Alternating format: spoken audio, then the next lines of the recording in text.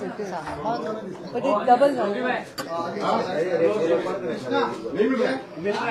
काल उमेदवारी जाहीर झालेली आहे, तुम्हाला देखील उमेदवारी दिली, काय नेमक्या भावना आहेत, काय सांगता? आता काल उमेदवारी जाहीर झाली आहे. एखाद्या एवढ्या मोठ्या राष्ट्रीय पक्षाची उमेदवारी मिळणं हे, आणि ते पण महाराष्ट्राच्या पहिल्या यादीमध्ये माझी उमेदवारी जाहीर झाली, हे माझ्यासाठी नक्कीच सन्मानजनक अशी गोष्ट आहे. त्यामुळे माझ्या भावना याच्यामध्ये आभाराच्या नक्कीच आहेत. त्याचबरोबर थोडीशी संमिश्र भावना याच्यासाठी आहे, कारण 10 वर्ष प्रीतम मुंडे खासदार होत्या आणि त्या खासदार असताना मी राज्याचं राजकारण करत असताना आता एकदम केंद्राच्या राजकारणामध्ये, तसं तर माझा आता प्रभारी आणि या रोलमध्ये थोडासा अनुभव झालेला आहे, तर एक थोडं नवीन झोनमध्ये जाण्याच्या संदर्भामध्ये थोडीशी मनामध्ये काय म्हणतात त्याला हुरूर नक्की वाटते किंवा धाकधूक नक्की वाटते. पण नवीन अनुभव आहे आणि नवीन अनुभवासाठी आम्ही नेहमीच तयार असतो. अपेक्षा होती, कारण बरेच दिवस झाले अशा चर्चा होत्या. अपेक्षा मला नव्हती, पण असं नाव येण्याच्या संदर्भामध्ये खूप मोठा धक्का लागला असं नाही, कारण अशा चर्चा बरेच दिवस झाले चालल्या होत्याच. त्यामुळे मला असा फार मोठा धक्का लागला असं म्हणता येणार नाही. पण साहजिक आहे, जोपर्यंत निवडणुकीच्या रिंगणामध्ये पक्षाच्या सहीनी उमेदवारी जाहीर होत नाही तोपर्यंत ती उमेदवारी अधिकृत नसते. तर त्यामुळे मला बघेपर्यंत मला काही त्याच्याबद्दल खूप फार आत्मविश्वास असा नव्हता. ताई, मात्र ज्या वेळेस 5 वर्ष खरं तर तुम्ही ज्यावेळेस निवडणूक हारल्यानंतर अनेक वेळेस टीका देखील करण्यात आली होती, त्यानंतर आता प्रीतमताईंचं तिकीट कट करून तुम्हाला खरं तर उमेदवारी दिलेली, त्यामुळे प्रीतमताईंना पुन्हा कुठल्या संधीसाठी काही बोलणं झालंय काही असं विचारलं? प्रीतमताई खरं तर मुंडे साहेबांच्या झाल्यानंतर त्यांचं एवढं छान डॉक्टरचं करिअर सोडून राजकारणात आल्या आणि 10 वर्ष संपूर्णपणे त्यांनी स्वतःला राजकारणामध्ये वाहून घेतलं. आमच्या दोघींचं कॉम्बिनेशन खूप छान होतं. मी राज्य सांभाळायचे, त्या जिल्हा सांभाळायच्या. ज्या गोष्टी मी नव्हते करत त्या करू शकत होते वेळेअभावी, त्या ते करायच्या, आणि मग मी धोरणात्मक निर्णय मी करायचे आणि व्यक्तिगत गोष्टींना त्या स्पर्श करायच्या. तर त्यामुळे आमच्या दोघींमध्ये ते कॉम्बिनेशन खूप चांगलं होतं आणि ते भविष्यातही राहणारच आहे. प्रीतमताई खासदार असताना मी 5 वर्ष घरी बसले आहे, आम्हाला तोही अनुभव आहे. आणि आता मला असं वाटतं की तेवढा वेळ प्रीतमताईंना वाट बघावी लागणार नाही. मी जे शब्द जाहीररित्या सांगितला की प्रीतम मुंडेंना मी विस्थापित करणार नाही, आणि त्या शब्दावर मी कायम आहे. ताई, याला जोडून एक प्रश्न आहे. सुधीर मुनगंटीवार ज्यावेळी बीडमध्ये आलेले होते त्यावेळी प्रीतमताईंना संबोधित करून म्हणाले होते की काय प्रीतमताई एक राज्यसभा खासदार, एक लोकसभा खासदार, असं काही चित्र येत्या काळामध्ये पाहायला मिळू शकतं का? आता याच्याबद्दल खरं तर मी भाष्य करणं अनुचित आहे. आतापर्यंत अनेक वेळा गेल्या 5 वर्षात किमान 10 विधान परिषदा, 10 राज्यसभा झाल्या असतील, त्या अनेक वेळा माझं नाव चर्चेमध्ये आलं होतं. पण तेव्हाही मी हेच म्हटलं की माझ्या हातात नाहीये, माझा निर्णय नाही, त्यामुळे त्याच्यावर आत्ता भाष्य करणं अनुचित राहील. संविधान केलं होतं की माझा राजकीय वनवास सुरू आहे, तर आता जी उमेदवारी मिळालेली आहे तर तुमचा राजकीय वनवास संपला असं म्हणायचं का? हे पण राजकारण हा एक फार मोठा खडतर प्रवास आहे, तर तो कायम असतो. म्हणजे पदावर असण्याने कमी खडतर असतो असं नाही. पण नक्की आता बीड जिल्ह्याची जनता काय करेल ह्याच्याकडे महाराष्ट्राचं लक्ष नक्कीच लागून आहे. हा प्रवास कसा होतो ह्याच्याबद्दल मला पण स्वतःला उत्सुकता आहे, कारण प्रीतमताईंच्या लोकसभेच्या निवडणुकीत सुद्धा आम्ही प्रचंड संघर्षाने ती निवडणूक जिंकलो होतो. माझ्या निवडणुकीचं तर आपल्या सर्वांना सगळं परिचित आहेच आहे. तर मग आता मी पण उत्सुक आहे की या निवडणुकीमध्ये काय परिस्थिती निर्माण होते, आणि निवडणुका लढणं त्यातल्या त्यात म्हणजे दुसऱ्यांसाठी लढणं हा अनुभव माझ्यासाठी वेगळा राहिलेला आहे. आता स्वतःसाठी उमेदवारी मिळाल्यानंतर वेगळ्या पद्धतीने विचार करावा लागेल.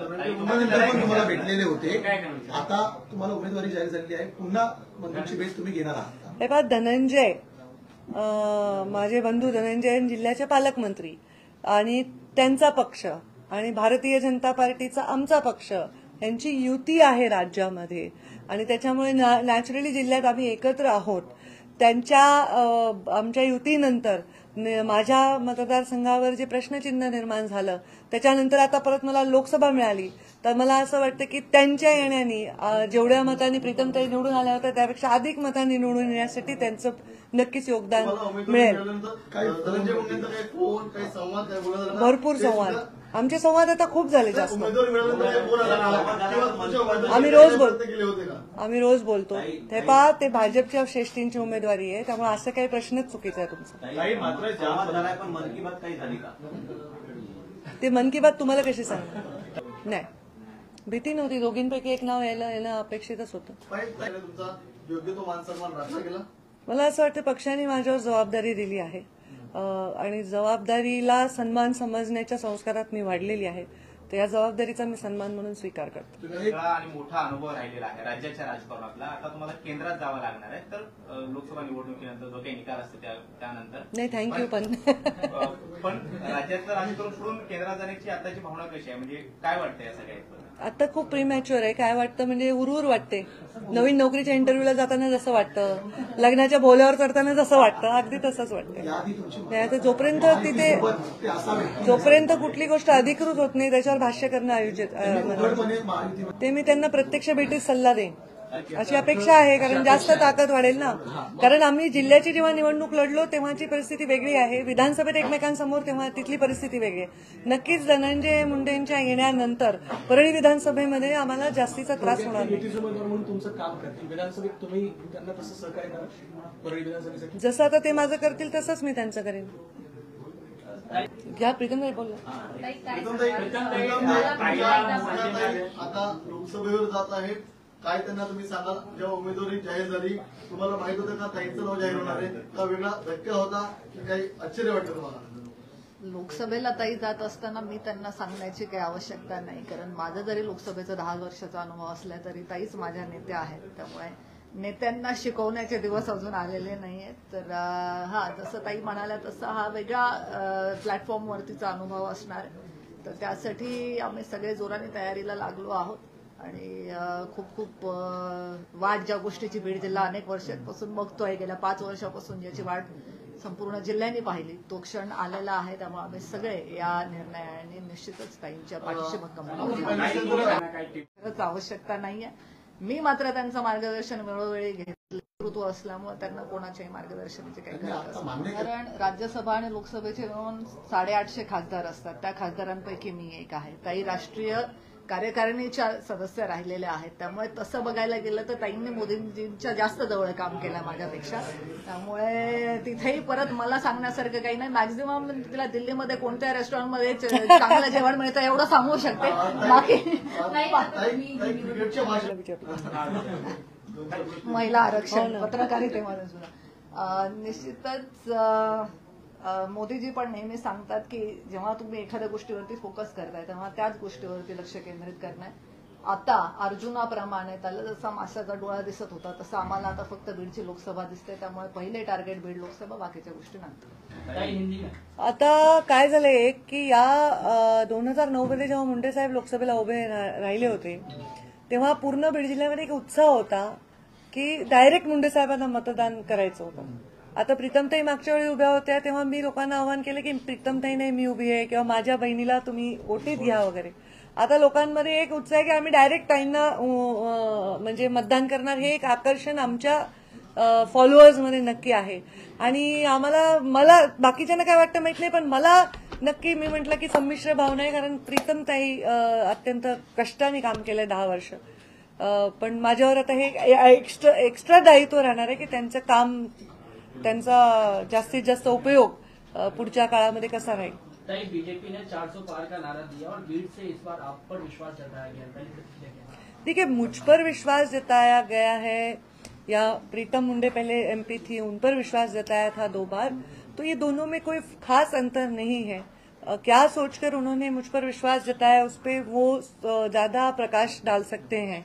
परंतु उन्होंने जो विश्वास जताया, मैं कभी भी, मेरा राजनीतिक प्रवास जो रहा है उसमें कोई पद से ज्यादा विश्वास को मैंने महत्व दिया है. और मुझ पे कोई विश्वास रखता है तो मैं उसको अपना सम्मान मानती हूँ और ये सम्मान मैं स्वीकारती हूँ और अभी अगली लड़ाई के लिए तैयार होती हूँ.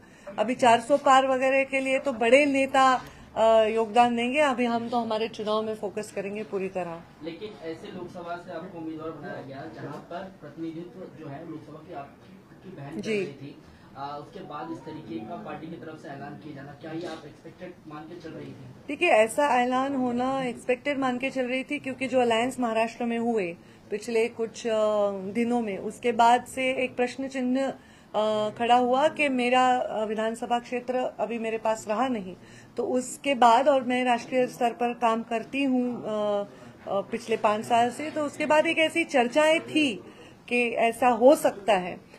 इसके लिए मेरे मन में पूरी तरह आनंद इस बात का नहीं है कि मुझे उम्मीदवारी दी है। मैंने कहा बहुत स्पेशली क्लियरली कि मैं इसको सम्मान जरूर मानती हूँ, पर मेरी बहन को नहीं दिया, इस बात का थोड़ा मन में मेरे हल्का सा दुख तो हमेशा रहेगा। जब तक वो अपनी जगह पर ठीक से नहीं बैठती, वो दुख हमेशा रहेगा। बहन के लिए नहीं कि वो मेरी बहन है, मेरी बहन को बिठाओ, मेरी परिवार को बिठाओ, इसलिए नहीं। उन्होंने जो सेवा 10 साल दी है, जिस समर्पणता से और समर्पण से काम किया, उसके लिए। अरे बघा, डॉक्टरेट नाही ती स्वतः डॉक्टर आहे, डॉक्टर MD डॉक्टर, हे स्किन विन सगळं त्या करतात, पण त्या स्वतः काय करणार आहेत हे मी त्यांच्यासाठी सांगणं योग्य नाही। राजकीय क्षेत्रात त्यांच्यासाठी काय करता येईल ह्याच्यावर माझं नक्की लक्ष असेल, कारण जो व्याप आमचा आहे तो मॅनेज करायला मला त्यांचा हात लागणारच आहे। त्यांचं माझं रात्री बोलणं झालं, त्यांनी मला अभिनंदनासाठी फोन केला होता रात्री। आमची दोघांची या विषयावर चर्चा देखील अल्पशी झाली, प्रत्यक्ष भेटीत बाकीची चर्चा करू। मनोज जरांगे पाटिल जो है वो इसे मानने के लिए तैयार नहीं है, तो मराठाओं को जो है मैं ये कहूंगी कि केंद्र शासन का ये चुनाव है, ये विषय सर्वतः राज्य शासन का समर्पित है। इसका उत्तर राज्य शासन में बैठे हुए सारे दिग्गज मुख्यमंत्री, उप मुख्यमंत्री, नेता ही दे सकते हैं। हमने हमारा समर्थन जहां तक जाहिर करना था किया है, जहां हमें अप्रिशिएशन एक्सपेक्ट करने थे वहां वो किए हैं। तो मैं खुद एक नेता के तौर पर समझती हूं कि दोनों समुदाय को हमेशा एक दूसरे से ना लड़कर, इसमें से सुलझकर एक विषय को बाहर लाना एक नेता का दायित्व है। दोनों समुदाय अगर एक दूसरे से लड़ रहे हैं तो ये बहुत कुछ अच्छी बात नहीं है। मैं प्रार्थना करती हूँ इसी माध्यम से कि ये विषय भविष्य के लिए, हमेशा के लिए सुलझ जाए। घोषित किए जाने के बाद क्या धनंजय मुंडे से बातचीत हुई है? जी, हम रोज बात करते हैं आजकल।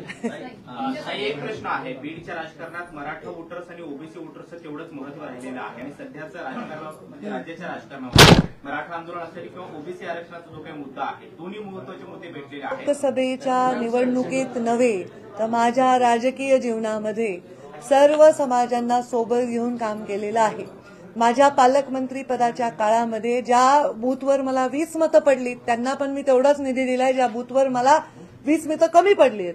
त्यामुळे मी जेव्हा एका संविधानिक पदावर जातो तेव्हा आपण कुठल्या एका पक्षाचे नाही, कुठल्या एका जातीचे नाही, कुठल्या एका विचाराचे नसतो, आपण त्या जिल्ह्याचे, त्या राज्याचे किंवा त्या देशाचे असतो।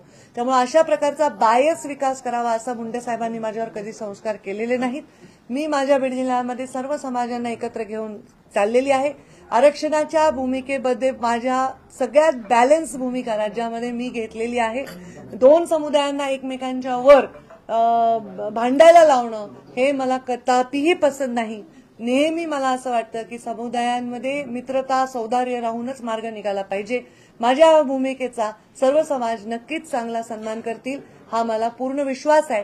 1-2 युट्यूबच्या बातम्या किंवा एखाद्या पेपरमध्ये एखादी आलेली छोटीशी बातमी याच्यावर न जाता माझ्या मनाचा अंतर्मनाचा जो विश्वास आहे तो नक्कीच सार्थक बीड जिल्ह्याची सर्व जातीची जनता करेल। मुंडे साहेबांना जर उमेदवारी मिळाली असती ते मला बोलायचे चल पंकजा कामाला लाग, तसं मी आता प्रीतमताईला सांगते चल प्रीतमताई कामाला लाग, कारण मुंडे साहेब असते तर मी या भूमिकेत आधीच गेले असते, कारण ते वापस राज्यात येणार होते आणि नक्कीच ते मुख्यमंत्री राज्याचे झाले असते। अशा प्रकारची परिस्थिती होती। स्वतः प्रधानमंत्री नरेंद्र मोदींनी आमच्या जिल्ह्यात भाषण करताना हे सांगितलेलं आहे। त्यामुळे जर मुंडे साहेब जीवित असते तर मी लोकसभा तेव्हाच लढले असते आणि मुंडे साहेब राज्यात आले असते, पण आता अशी परिस्थिति है। मैं राजनीति में सक्रिय रहूंगी, इस बात का जरूर सुख है मुझे, पर राजनीति में सक्रिय रहने के लिए जितनी सेवा मुझे लोगों को देनी है उसके लिए मुझे और एक हाथ जितने मेरे साथ जुड़ जाए उतना आनंद है। तो जरूर इसमें कोई दुख की तो बात है ही नहीं। हर व्यक्ति जो राजनीति में काम करता है वो केंद्र का सर्व समाज नक्कीच चांगला सन्मान करतील हा मला पूर्ण विश्वास आहे। 1-2 युट्यूबच्या बातम्या किंवा एखाद्या पेपरमध्ये एखादी आलेली छोटीशी बातमी याच्यावर न जाता माझ्या मनाचा अंतर्मनाचा जो विश्वास आहे तो नक्कीच सार्थक बीड जिल्ह्याची सर्व जातीची जनता करेल. महाराष्ट्र मुंडे साहेबांना जर उमेदवारी मिळाली असती ते मला बोलायचे चल पंकजा कामाला लाग. तसं मी आता प्रीतमताईला सांगते चल प्रीतमताई कामाला लाग. कारण मुंडे साहेब असते तर मी या भूमिकेत आधीच गेले असते, कारण ते वापस राज्यात येणार होते आणि नक्कीच ते मुख्यमंत्री राज्याचे झाले असते. अशा प्रकारची परिस्थिती होती. स्वतः प्रधानमंत्री नरेंद्र मोदींनी आमच्या जिल्ह्यात भाषण करताना हे सांगितलेलं आहे. त्यामुळे जर मुंडे साहेब जीवित असते तर मी लोकसभा तेव्हाच लढले असते आणि मुंडे साहेब राज्यात आले असते. पण आता अशी परिस्थिति है. मैं राजनीति में सक्रिय रहूंगी, इस बात का जरूर सुख है मुझे, पर राजनीति में सक्रिय रहने के लिए जितनी सेवा मुझे लोगों को देनी है उसके लिए मुझे और एक हाथ जितने मेरे साथ जुड़ जाए उतना आनंद है. तो जरूर इसमें कोई दुख की तो बात है ही नहीं. हर व्यक्ति जो राजनीति में काम करता है वो केंद्र की तरफ बढ़ना चाहता है. हाँ, अभी पता नहीं मैं उसको प्लान कर ही रही थी कि नहीं, पर शायद नीति ने मेरे लिए वो प्लान किया है. मैं इसका स्वागत करती हूँ. महिलाओं को ज्यादा अपॉर्चुनिटी दी है. महिलाओं को अपॉर्चुनिटी यहाँ और आगे भविष्य में भी देते जाएंगे, इसका मुझे विश्वास है. आप देख रहे हैं मेरे साथ मेरा महाराष्ट्र लाइव, सच के साथ जनता की आवाज. हमारे चैनल को ज्यादा से ज्यादा शेयर करें, कमेंट करें और सब्सक्राइब करें. इसी तरह के जनता के मुद्दे उठाने के लिए आप हमें फॉलो करें और किसी भी न्यूज या विज्ञापन के लिए आप हमारे स्क्रीन पर दिए नंबर पर मुख्य संपादक मिर्जा इद्रीस बेग को कांटेक्ट करें. धन्यवाद.